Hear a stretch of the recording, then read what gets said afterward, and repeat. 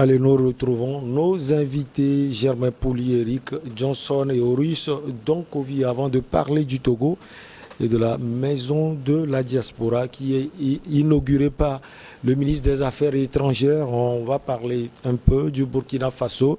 Et Horus Donkovi parlait d'un cas chinois. Donc je parlais du cas chinois qui, justement, à un moment, il faut repousser les Japonais. Mais ce qu'on oublie très souvent, c'est que Mao a dû s'allier à Chiang Kai-shek pour repousser les Japonais avant que leur litige interne puisse éclater. Juste pour dire que le problème avec un éventuel coup d'État au Burkina, c'est qu'on puisse avoir un groupe qui soit soutenu par la population, mais qui, de fil en aiguille, commence à devenir, à imposer un certain diktat, justement pour éviter que les gens s'expriment avec le même loisir qu'ils l'ont actuellement. C'est là le danger. Donc il va falloir que ceux qui motivent ce genre de réaction sachent vraiment être subtils. Alors, je sais que vous n'aimez pas les coups d'État, Germain Pouli, mais à la lieu où vont les choses, on peut s'inquiéter comme Horus Donkovi l'a dit tout à l'heure. Non, bon, j'aime pas les coups d'État. Il y a des coups d'État qu'on comprend, mais la plupart des coups d'État sont absurdes parce que ceux militaires ne sont pas forcément plus aptes que les civils pour faire, voilà, par exemple dans le cas burkinabé, un militaire pourrait dire le pays est en guerre, c'est le moment qu'il y a un militaire au pouvoir, par exemple. Mais c'est un argument que les populations vont applaudir, mais dans les faits, on n'a pas besoin d'être militaire pour être chef suprême des armées et conduire une guerre. Un civil, président, est un chef suprême des armées. Donc le civil aussi peut le faire. Aujourd'hui, on peut dire Kaboré, c'est un civil, il ne connaît rien à la guerre. On peut le dégager. Un jeune capitaine ou commandant ou colonel vient et puis l'organise. Bon. Maintenant, est-ce qu'il montre réellement un intérêt sur les questions sécuritaires? Il faut aussi comprendre que la situation au Burkina n'est pas une question que le Burkina seul peut résoudre. C'est un truc complexe qui a des tentacules dans plusieurs pays. Donc, un seul pays ne peut pas véritablement se protéger. Il va essayer, mais il faut des collaborations. C'est pour ça qu'il y a le G5 Sahel et tout ça, avec toutes les contributions dont on parle. C'est vrai qu'il y a un risque réel, parce que face à l'insécurité aujourd'hui, les populations sont dépassées. Vous savez aussi que la pandémie aussi affecte sur le plan économique. Les choses ne sont pas aussi roses. Donc quand ça ne va pas sur le plan économique et sur le plan sécuritaire, donc finalement les 2 dernières années, et on ne compte que des morts au Burkina, en plus des autres problèmes au quotidien. Et c'est inquiétant. Donc pour le régime Kaboré, on ne souhaite pas parce que ça va être un pays qui va être déstabilisé avec une autre transition difficile aussi à conduire, donc on le souhaite vraiment pas. On espère que les Burkinabés qui regrettent, dont certains regrettent aujourd'hui Blaise Compaoré, que dans quelques années ils ne regrettent pas Kaboré ici d'aventure. Voilà, donc il vaut mieux qu'il y ait cette union sacrée dont je parlais et qu'au-delà même du Burkina, ces pays qui sont concernés et ceux qui sont en train d'être touchés comme le nôtre aussi collaborent davantage pour lutter efficacement contre ce phénomène. Ce qui est important aujourd'hui, comme Germain l'a dit, il faut collaborer pour pouvoir lutter contre les djihadistes. Oui, malheureusement, je n'ai qu'une minute. Je vais y aller très rapidement. Non, je dis il y a 2 phénomènes. Le premier, c'est que, étant chef d'État, chef des armées, il y a des signes qu'il faut donner à la population pour lui dire, voilà, je m'impose en tant que chef des armées pour que la sécurité revienne dans le pays.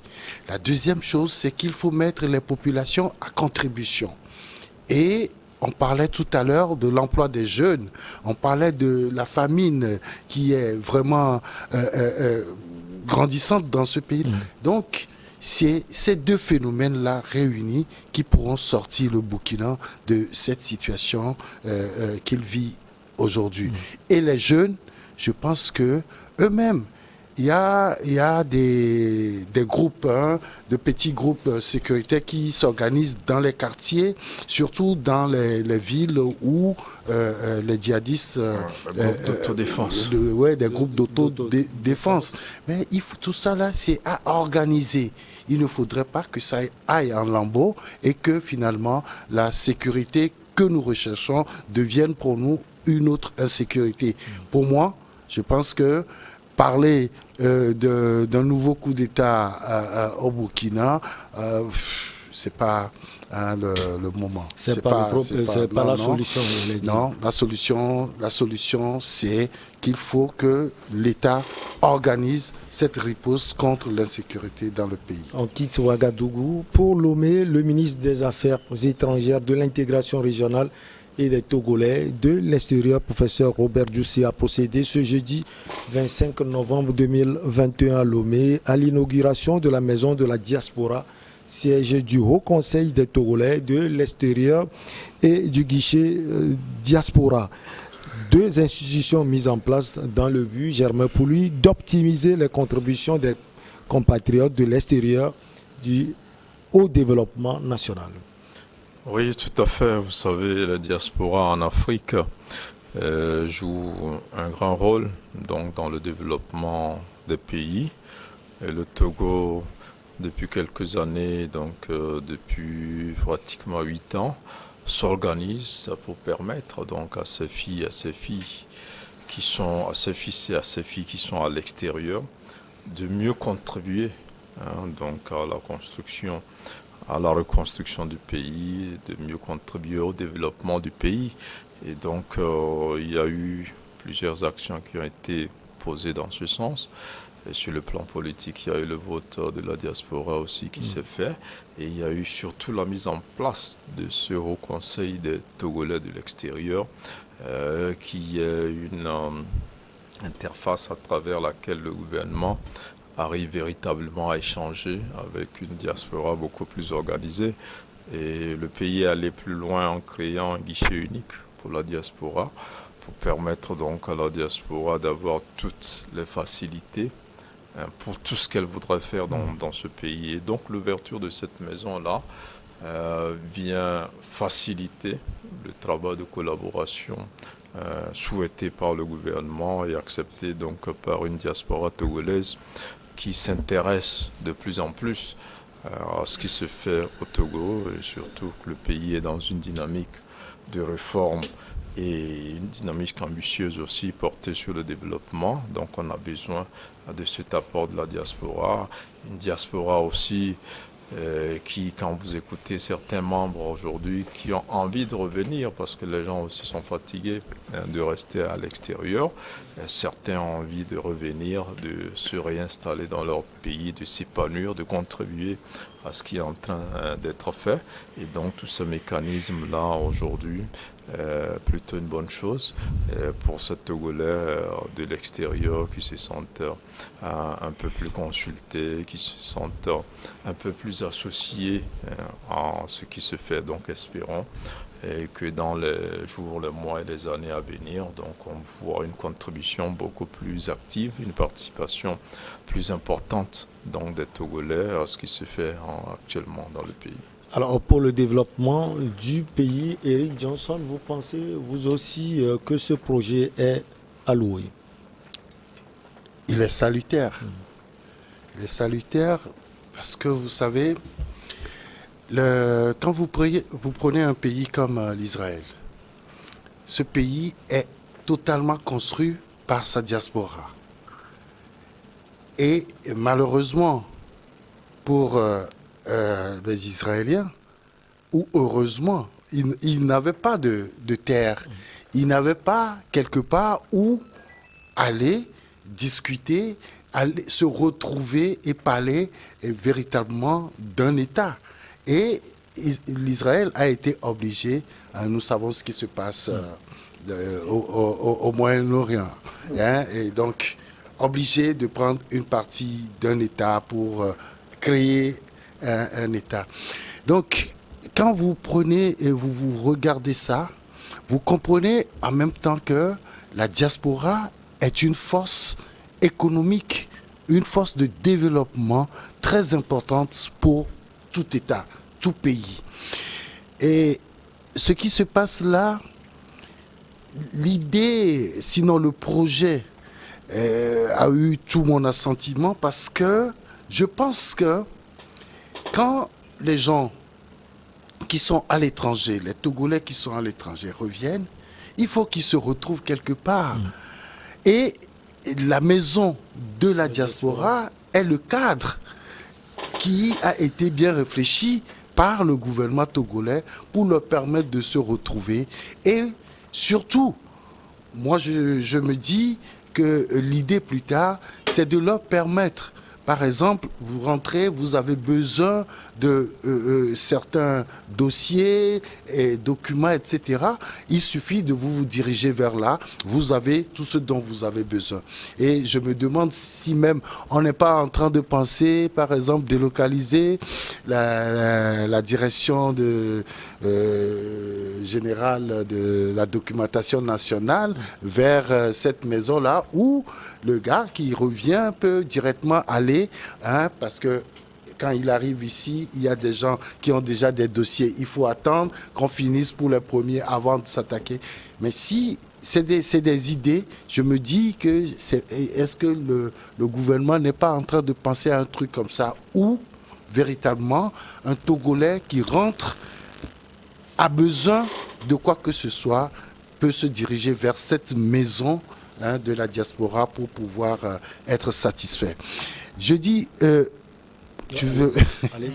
Non, je me dis que créer une telle maison de la diaspora aussi, c'est montrer à cette population togolaise à l'étranger combien de fois elle est importante pour le pays. Combien de fois le pays a besoin d'elle pour son développement. Maintenant, ce qu'il faut faire, c'est de créer finalement un cadre utile. Je dis bien utile parce que vous n'êtes pas sans savoir que les Togolais à l'étranger, excusez-moi, continuent par considérer des préceptes politiques pour se rentrer dedans, pour ne pas pouvoir faire des projets communs et faire bénéficier de cela à leur pays. Vous imaginez que vous allez à l'étranger, vous rencontrez des Togolais, tout de suite vous êtes caricaturé. Ah, celui-là il est proche du pouvoir, celui-là il est de l'opposition, on ne va pas l'approcher.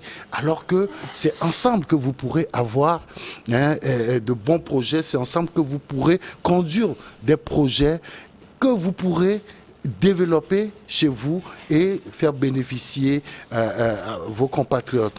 Nous parlons tous les jours du secteur de l'emploi où le pays, on le sait, aujourd'hui il n'y a plus d'État-providence. Personne ne peut dire je finis mes études, l'État va me donner un bureau et puis on va s'occuper de moi. Non, il faut déjà penser en allant à l'école que demain, comment je vais m'auto-employer d'abord. Et donc, je pense que cette diaspora-là doit comprendre aujourd'hui que il ne faut pas considérer, parce que les politiques sont ce qu'ils sont, mais quand nous pensons le développement de notre pays, il faut qu'on se mette ensemble, quelles que soient nos divergences politiques. Alors, vous avez sorti un prisme très intéressant, Eric Johnson, Oris Donkovi. Est-ce que vous pensez que cette maison est destinée à tous les Togolais de l'étranger, y compris ceux qui disent qu'ils sont des réfugiés politiques? Alors, ce serait intéressant qu'elle soit destinée à tous les Togolais de la diaspora, parce que ça serait, si vous voulez, du travail bâclé qu'on n'essaye pas de situer déjà, de s'entendre sur les caractéristiques des différents types de diaspora et de l'historicité de chacune des strates de ces diasporas-là. Il y a quelque chose qui est vrai, c'est que c'est un fait qu'un pays ne se construit pas sans diaspora. Vous avez, outre le cas d'Israël, dont Eric a parlé, vous avez le cas du Liban. Vous avez le cas du Liban, vous avez le cas de l'Europe. Qui est cassé malheureusement. Voilà, l'Europe s'est développée grâce à sa diaspora. Pour revenir au Togo, Alors, pour revenir au Togo, vous avez, comment dirais-je, ceux qui ont quitté le pays pour aller s'installer à l'extérieur. Vous avez ceux qui sont nés à l'extérieur, qui sont togolais, mais qui ne connaissent pas le pays. Et vous avez ceux qui n'ont rien à voir avec le pays, mais ont envie de s'y installer, un peu comme ça se fait au niveau du Ghana, où le président ghanéen a demandé aux afro-descendants de revenir s'installer dans le pays. Après, au niveau de ceux qui ont des racines togolaises, vous avez les problèmes de l'historicité. Qu'est-ce qui fait qu'ils partent? Pourquoi partent-ils? Au Togo, vous avez plusieurs grandes crises au niveau de l'histoire togolaise qui ont fait que des gens sont partis. Dans les années 60, dans les années 80, quand le diktat s'est fait beaucoup plus violent. Dans les années 90, avec la conférence nationale et ainsi de suite. Dans les années 2000, avec les élections et ainsi de suite. Lorsque, par exemple, là actuellement, on ouvre par exemple la maison de la diaspora, si je prends ceux des années 90, nous sommes en 2020. Donc vous avez, il y a de cela 30 ans. Vous prenez quelqu'un qui avait 20 ans à l'époque, c'est quelqu'un qui a la cinquantaine actuellement. Donc qui a déjà des enfants, qui a une famille. Donc c'est quelqu'un qui a un passif. Et il se pose la question de savoir pourquoi il quitte le pays. Dans quelles conditions et quel est son rapport au pays. Ça pose la question pour celui qui fait la maison de la diaspora ou qui l'initie, de savoir comment est-ce qu'on réconcilie la nation. Donc par conséquent, il faut que, on ne peut pas simplement demander aux gens de la diaspora, nous avons besoin de vous, envoyez les sous. On a une maison aussi. Il faut que ce soit une maison où les gens se reconnaissent autant socialement que politiquement et autant politiquement qu'économiquement. Raison pour laquelle, oui, c'était une bonne initiative, par exemple, de mettre le vote de la diaspora. Mais il y a aussi la question des ambassades du Togo à l'extérieur, le rapport des Togolais par rapport à cette représentativité au sein des ambassades. Il y a aussi le fait de pouvoir, en tant que Togolais, le fait de pouvoir se vendre à l'extérieur, parce que nous avons une des communautés les moins organisées. Nous n'avons pas la communauté togolaise organisée, par exemple, comme celle du Sénégal, qui au niveau des Mourides et au niveau des Tidjanes est tellement organisée que, par exemple, si je prends un cas banal, au niveau artistique, ben, elle remplit des stades. On n'a pas une communauté organisée comme celle malienne, qui même au niveau des Soninké a une force pas possible, comme celle des Guinéens, comme celle des Nigérians, comme celle des Ghanéens. Et tout simplement parce que, de façon structurelle, au niveau de l'histoire du Togo, très longtemps, le politique s'est appuyé sur la division. Donc, on n'a pas seulement mis des frictions entre les différents peuples du Togo, mais on a mis des frictions au sein des peuples du Togo au niveau familial.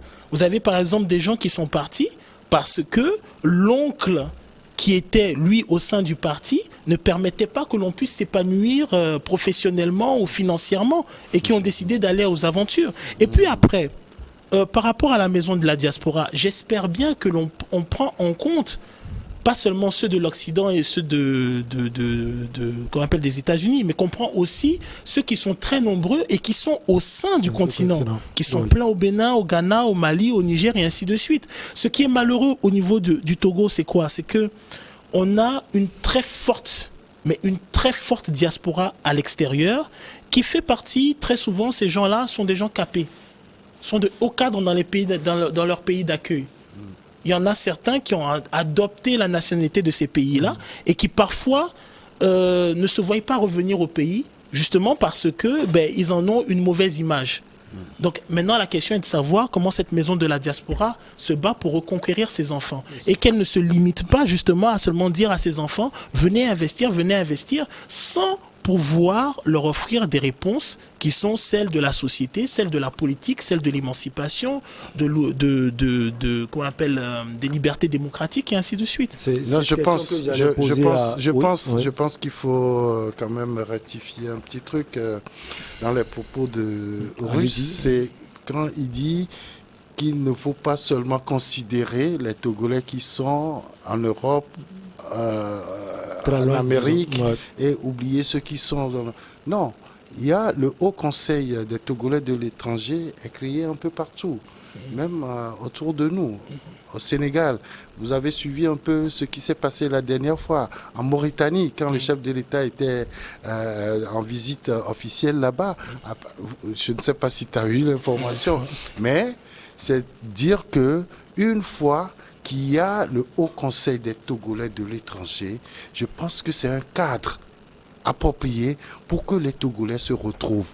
Quel que soit, c'est-à-dire que si quelqu'un a véritablement envie que ce pays se développe, il faut que les débats se mènent là-bas et que les Togolais de l'étranger aussi fassent des propositions depuis leur lieu de résidence au pays. Parce que on ne peut pas vous demander de participer au développement du pays en vous refusant de donner votre point de vue sur la gestion du pays.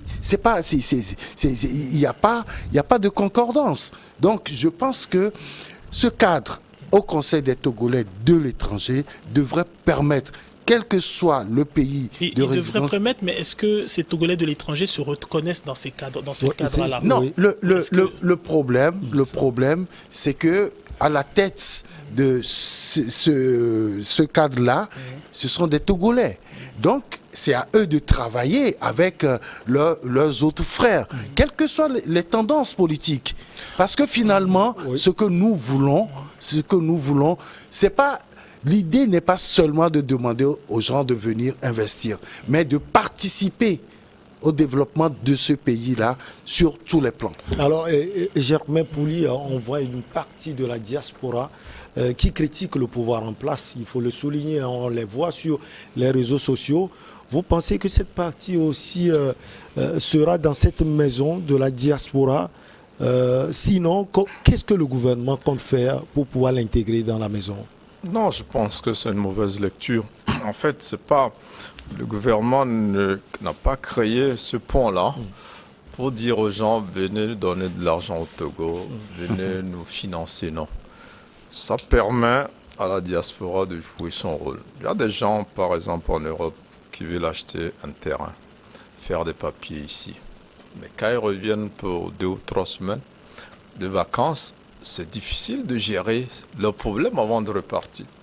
Ils passent par des parents, des amis qui les escroquent parfois à tout le monde. Mais avec cette maison, là, vous arrivez, mais vos formalités, on vous les fait parce que vous êtes de la diaspora et vous avez des facilités qu'on offre en réalité. Maintenant, c'est vrai que la diaspora envoie beaucoup d'argent au pays. Mais quand les gens envoient de l'argent, ce n'est pas pour nourrir l'État, c'est pour nourrir leurs parents, c'est pour construire. C'est vrai qu'une belle maison dans un quartier développe le quartier, le pays, mais on veut aussi pousser la diaspora à investir. C'est pas... Investir, c'est venir s'enrichir en réalité. Vous créez des emplois, mais c'est pour faire de l'argent. Donc, on invite aussi la diaspora à venir apporter ce qu'elle a là-bas. Donc maintenant, la diaspora, puisque les gens ne sont pas au Togo, et toutes les actions au Togo sont compliquées, ils estiment qu'ils n'ont pas beaucoup de facilité. Et on a mis en place ce haut conseil, comme Eric le disait, pour que la diaspora et les autorités échangent. Les préoccupations de la diaspora sont bien connues parce qu'il y a eu des élections dans ce pays où il y a les sections du haut conseil des Togolais de l'étranger. Donc dans chaque pays, il y a le haut conseil de Sénégal, Côte d'Ivoire, tout ça. Moi, j'ai eu la chance d'échanger avec la diaspora en Côte d'Ivoire et au Sénégal. Surtout au Sénégal, ils sont assez bien organisés. Et là-bas, parce que, comme tu le disais, la diaspora sénégalaise apporte beaucoup au Sénégal. Elle est très organisée. Il y a un ministère chargé de la diaspora. Il y en avait sous Ouad. Aujourd'hui, il n'y a qu'une direction des Sénégalais de l'extérieur.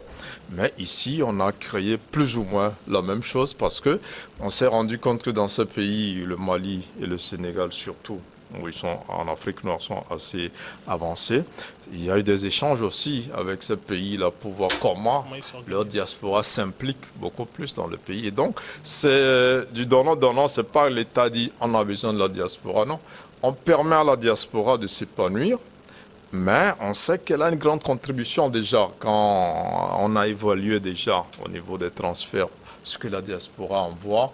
On se dit dans certains pays, mais c'est aussi lourd que ce que les Occidentaux apportent comme aide au développement. Donc, est-ce qu'on ne peut pas structurer ça? Est-ce qu'il faut simplement envoyer de l'argent pour construire des maisons ou soigner la tante ou le cousin et tout ça. Est-ce qu'il ne faut pas faciliter aux Togolais de la diaspora la possibilité d'investir cet argent? Quand on investit, on en gagne. Donc, vous verrez des Togolais qui disent « je vais investir au pays, mais je ne sais comment faire ». La maison de la diaspora, c'est un peu son rôle, donner des informations, apporter des facilités. Donc, pour tout ce que les Togolais de l'extérieur veulent faire, avec ça, déjà avec leurs représentants, avec cette maison, donc ils vont trouver des solutions. Mais les discussions sont toujours en cours et les préoccupations sont prises en compte. Il y a une tournée du ministre des Affaires étrangères bien avant la mise en place de tout ça. Et donc, aujourd'hui, c'est peut-être ceux qui sont restés en marge, vous en parliez des Togolais proches de l'opposition, qui pensent que c'est quelque chose qui est fait avec une diaspora proche du pouvoir, mais ils se trompent parce qu'il n'en est rien. Aujourd'hui, la preuve. Je vais donner cette information. La preuve, c'est que... Nous avons encore 2 minutes. D'accord. Le Haut Conseil des Togolais de l'étranger, section Sénégal, et le consulat du Togo au Sénégal viennent de créer un fonds d'appui aux Togolais en situation difficile au Sénégal. Et ces fonds-là vont permettre d'aider des Togolais qui ne se retrouvent pas, qui ont des difficultés dans leur vie quotidienne. Et là, on fait participer tout le monde. On dit il y a une cotisation mensuelle de 1000 francs pour tous les Togolais, et cela va permettre, imaginez ce que ça peut apporter à des Togolais que moi je connais, par exemple au Sénégal, qui y vivent avec toute leur famille, mais ma foi, vous imaginez une famille qui n'arrive pas à faire 2 repas par jour à l'étranger. Et donc, avec ce Haut Conseil des Togolais de l'étranger, on a pu créer ce fonds, et je pense que ce fonds-là n'est pas créé pour des gens proches du pouvoir. Ce que je voulais dire, c'est-à-dire, je repose encore l'importance du type de caractère auquel on s'adresse et l'historicité. Lorsque vous revenez, par exemple, mettons, ceux qui sont partis, qui ont quitté le pays dans les années 90, les années 90, c'était quoi? C'était motion de soutien, I-20, business à Lomé, il faut aller, les gars, les gens abandonnaient l'école pour aller dîner au port, les gens hypothéquaient leur terrain, leur maison parce qu'ils voulaient tous foutre le camp et aller aux États-Unis et en Europe. Et ça a même cassé les familles. Donc, quelqu'un qui a voyagé à cette époque-là, qui fait 10, 20, 30 ans, et qui n'est pas, si vous voulez, satisfait de la gouvernance du pays, ou en tout cas un mauvais rapport à cela. Et comment est-ce que vous faites pour le rappeler et dire investissez au pays? Allez, on va trouver sans doute la réponse prochainement, sûrement avec vous. J'allais lui donner la réponse. On n'est plus par le temps. Merci ma réponse à moi. Merci beaucoup à vous, Germain Pouli, journaliste, directeur de publication de Togo Réveil. Eric Johnson, merci également à vous. Merci pour l'invitation. Directeur de publication de l'Union, l'activiste panafricain Aurice Lonkovi. Merci beaucoup à vous. Allez, on se retrouve donc la prochaine fois, toujours avec le même plaisir. À très vite.